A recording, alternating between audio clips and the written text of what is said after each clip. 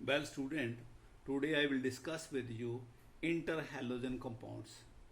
Interhalogen compounds. देखो बेटा, ये भी इम्पोर्टेंट है, बहुत बार एग्जाम में आता है बेटा। कई बार इसका पूरे 5 नंबर का क्वेश्चन आता है। Halogen react with each other, जो हेलोजेंस होते हैं react with each other, with each other, एक दो आपस में रिएक्ट कर जाते हैं to form interhalogen compound, to form interhalogen compounds. ये आपस में रिएक्ट कर जाते हैं बेटे, इंटरहैलोजन कंपाउंड्स। देखो of form inter of following types, ये वाली टाइप्स हैं उनकी जो इंटरहैलोजन कंपाउंड वो बनाते हैं। फॉलोइंग टाइप्स, एक है AX, जैसे ClF हो गया, VRF हो गया, IF हो गया, ClBr हो गया।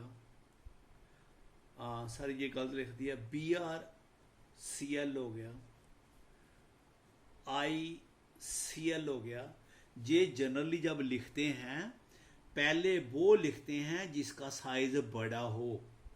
क्लोरीन का साइज बड़ा है और इसका छोटा, इसलिए ClF लिखते हैं।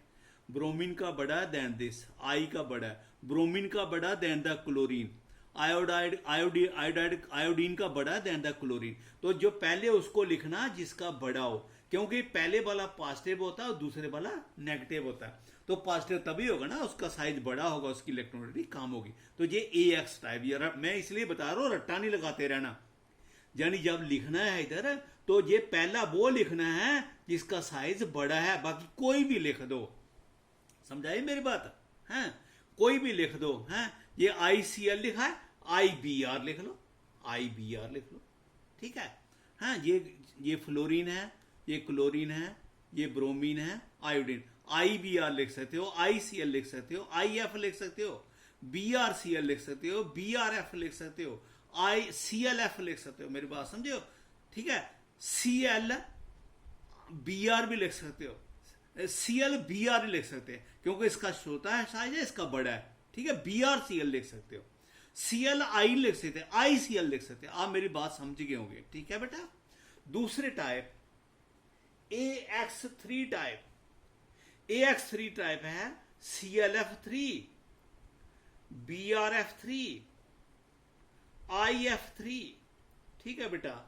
ये वाले हैं ICl3, IBr3, ठीक है। इसमें भी पहले किसको लिखना है, बड़े को। ये बड़ा है देन दिस, ये बड़ा है, इसका साइज बड़ा है इससे, इसका साइज बड़ा है इससे। AX5 type, AX5 type. तो ये हो गया आपका ClF5, ठीक है, BrF5, IF5।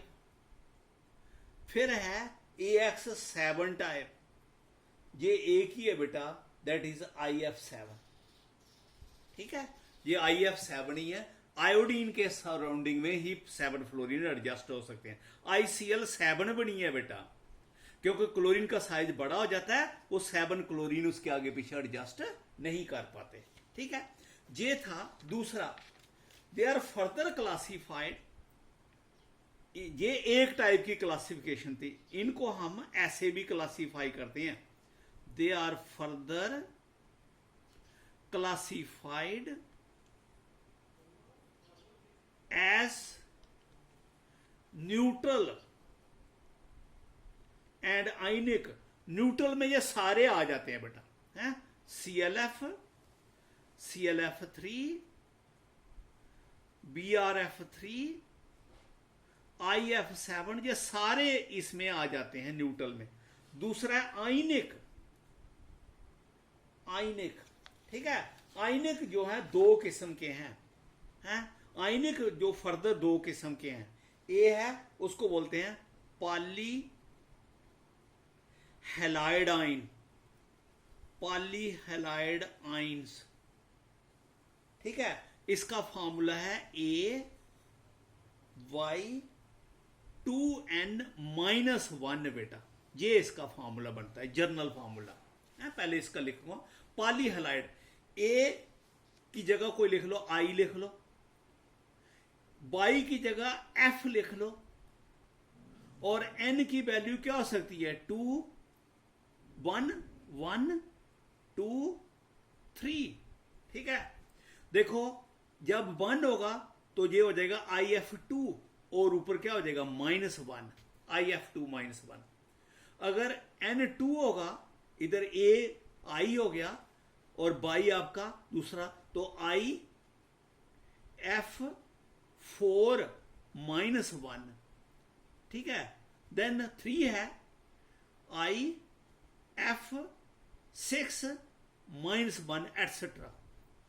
ये आई की जगह Cl लिख सकते हो, ClF2, Br लिख सकते हो, मेरी बात समझ गए, जहां ClF लिख सकते हो, Brf लिख सकते हो, जहां भी, यहां तो नहीं, जहां सिर्फ Brf6 लिख सकते हो, ठीक है। ये आपके जो इनको बोलते हैं, इसका नेम कैसे लिखते हैं, आयोडीन, आयोडीन डाई फ्लोराइड आइन, ऐसे लिखते हैं। आइड लिखते हैं ना बेटा, जब नेगेटिव चार्ज हो तो आइन, आइड लिखते हैं, आइन, ठीक है। ये है। अब है दूसरी टाइप जो है, उसको बोलते हैं पॉली हेलोनियम आइन, हेलोनियम आइंस, ये भी आइंस है ना सारे के। इसका फॉर्मूला है AY2N, लेकिन ऊपर +1 बेटा, ये इसका फॉर्मूला है, जहां -1 है, जहां +1 है, ठीक है। अब देखो इसका ये फॉर्मूला है, जैसे एग्जांपल हो गया, यहां Cl लिख लिया और इसकी जगह F लिख लिया, N की जगह 1 लिख लिया, 2 हो गया, और ऊपर क्या हो गया, +1, ये बेटा है। इसको बोलते हैं क्लोरोनियम डाइफ्लोराइड आयन, क्लोरोनियम। ओनियम लिखते हैं बेटा, ओनियम, ओनियम वर्ड यूज करते हैं जब एलिमेंट के ऊपर चार्ज क्या हो, पॉजिटिव हो, है, क्लोरोनियम डाइफ्लोराइड, ठीक है। अब ये है, यहां Cl लिख लो और Br जो भी लिख लो, Cl लिख लिया, Brf2 +1, bromonium difluoride ion, bromonium etcetera. ये आपका पॉली हेलोनियम आयन हो गए, ये आपका पॉली हैलाइड आयन हो गए। बात समझ गए हो नहीं? मैं रिपीट इसलिए नहीं करता कि आप वीडियो को रिवाइज कर सकते हो, रिवर्स कर सकते हो। एन की जगह 1 2 3 होगा, 1 हो जाएगा तो 1 2 2 हो गया, ये -1 हो गया। अगर ये 2 होगा तो 2 2 4 हो जाएगा, ठीक है। 3 हो जाएगा तो 3 2 6 हो जाएगा। इसी तरह से ये भी है, 1 लिखे, 3 भी लिख सकते हो, हैं। ये IF4 +1, ऐसे भी 2 2 कर दिया। 3 भी कर सकते हो, IF6 +1, ठीक है बेटा, ये हो गया। नाउ नेक्स्ट, नॉमेनक्लेचर, इनकी नेमिंग कैसे करते हैं, ठीक है। बहुत आसान नेमिंग है इनकी। मैंने आपको बताया, ये पहले उसको लिखते हैं जो पॉजिटिव हो, बाद में उसको लिखते हैं जो नेगेटिव है। इसको, इसका जैसा नाम होता है वैसे लिख देते हैं, क्लोरीन और क्लोरीन, और इसको फुलराइड लिखते हैं, फुलराइड, क्योंकि इसके ऊपर पॉजिटिव है, ये नेगेटिव है।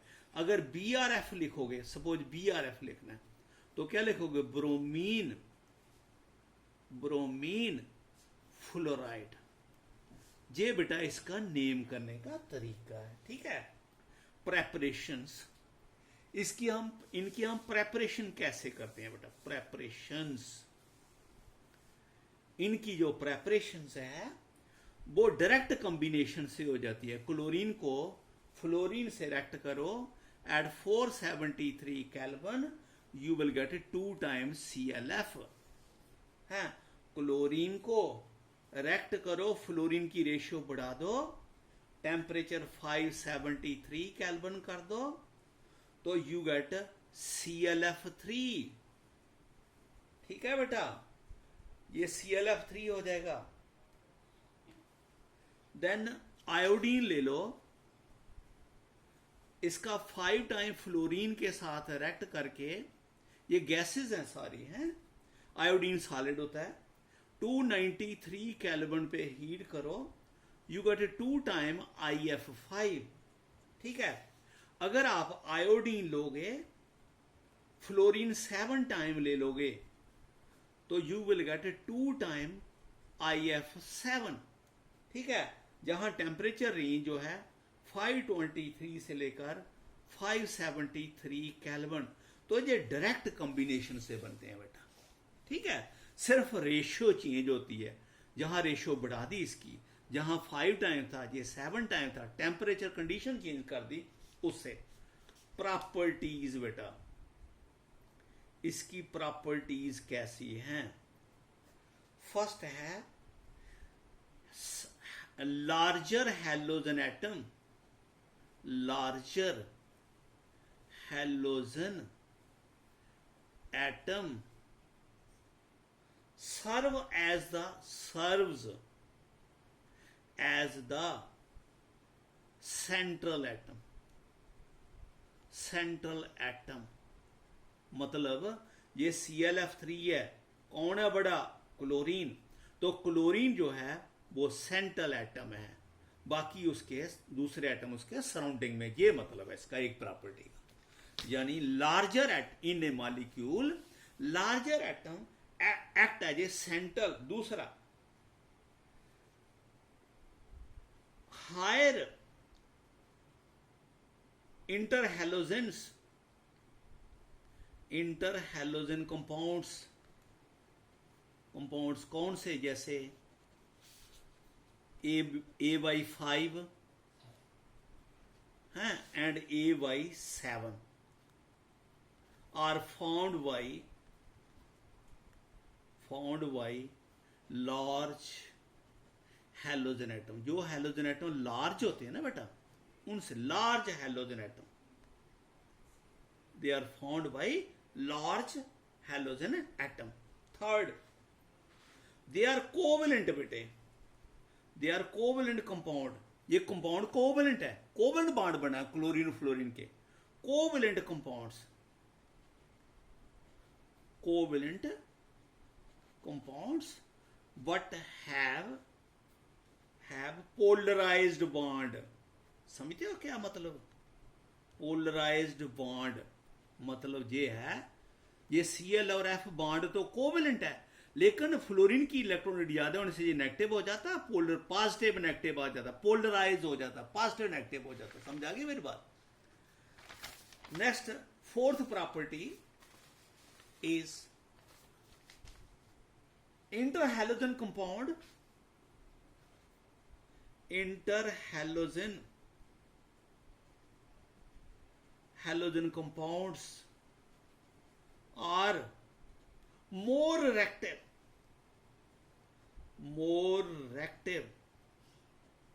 than the halogens except fluorine. Fluorine ज्यादा रिएक्टिव है। मतलब मेरा कहने का है कि IVR is more reactive than iodine, as iodine and bromine। मेरी बात समझे गए? ये इंटरहैलोजन कंपाउंड है, और ये आयोडीन प्योर हैलोजन है, ये प्योर है, लेकिन IBR जो है वो आयोडीन से भी रिएक्टिव है, लेकिन ClF जो है ये लेस रिएक्टिव है देन द फ्लोरीन, क्योंकि फ्लोरीन के बीच में बॉन्ड डिस्टेंस कम होने से बहुत ज्यादा रिएक्टिव होता है। अब क्वेश्चन है, ये रिएक्टिव क्यों होते हैं? इसलिए होते हैं कि ये पोलर होते हैं, ये नेगेटिव है, ये क्या है? पॉजिटिव। लेकिन आयोडीन में पॉजिटिव नेगेटिव नहीं होता। ठीक है, why there compounds are more active than these halogen, because of their polarity. सुन लिया, ध्यान से सुन रहे हो? Because of their polarity is polar. आपको मालूम है केमिस्ट्री में जितना बॉन्ड ज्यादा पोलर हो, जितना ज्यादा आयनिक हो, उसकी रिएक्शन उतनी फास्ट होती है। तो इसलिए पोलैरिटी की वजह से ये मोर एक्टिव है देन देयर ओरिजिनल हैलोजेंस। सिर्फ इसकी बात नहीं, और भी कोई लोग है, सपोज Br2 को ले लोगे, हाँ, BrF को, it is more active than bromine, but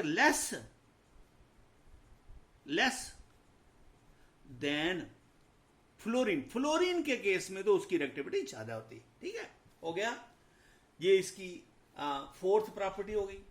ठीक है, और भी एक, जितना larger is the difference of electronegativity, difference of electronegativity, electronegativity का जितना ज्यादा डिफरेंस होगा, larger is the difference of electronegativity between two halogen atoms,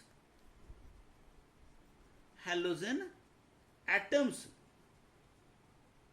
more will be reactivity, more will be reactivity। देखो इसका क्या मतलब है? इसका मतलब ये है कि ClF is more reactive,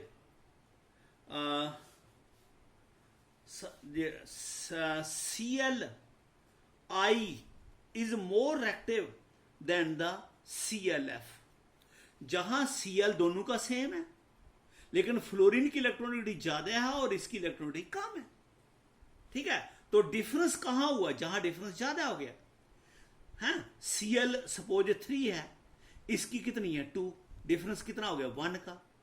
जहां Cl कितना है 3, तो इसकी Cli तो हो नहीं सकता, हाँ Cli तो हो नहीं सकता, ICl, क्योंकि पहले किसको लिखना, बड़े को। तो Cl की कितनी है 3, ठीक है, I की कितनी है 1, तो डिफरेंस कितना हो गया 2। जहां डिफरेंस कितना हो गया 1, जितना डिफरेंस ज्यादा हो उतनी रिएक्टिविटी ज्यादा होती है, यानी ICl is more reactive than the ClF। मेरी बात समझ गए हो? ये जो दो एलिमेंट हैं उनमें जितना ज्यादा डिफरेंस ऑफ इलेक्ट्रोनेगेटिविटी उतनी रिएक्टिविटी ज्यादा होगी, क्योंकि उतना वो ज्यादा पोलर होगा। ठीक है, now they undergo ionization, they undergo ionization, इनकी आयोनाइजेशन हो जाती है बेटा। अंडरगो आयोनाइजेशन मतलब ये आपका ICl है, ये डिकम्पोज हो जाता है into I positive plus ICl2 negative, ये 2 हो गया।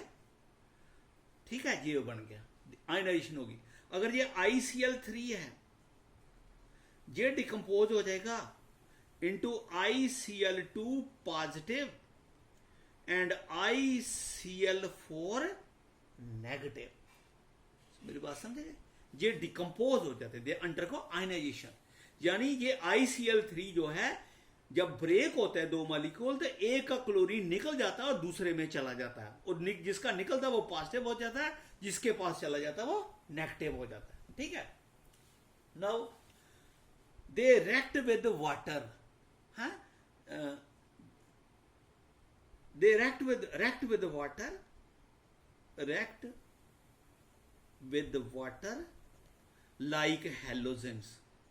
हैलोजन की तरह ये वाटर से रिएक्ट करते हैं।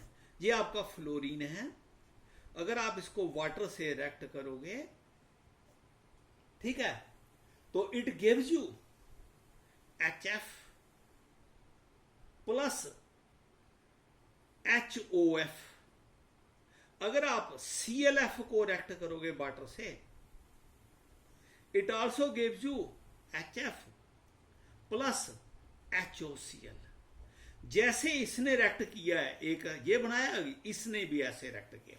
ठीक है बेटा, this is regarding their properties. Now structures.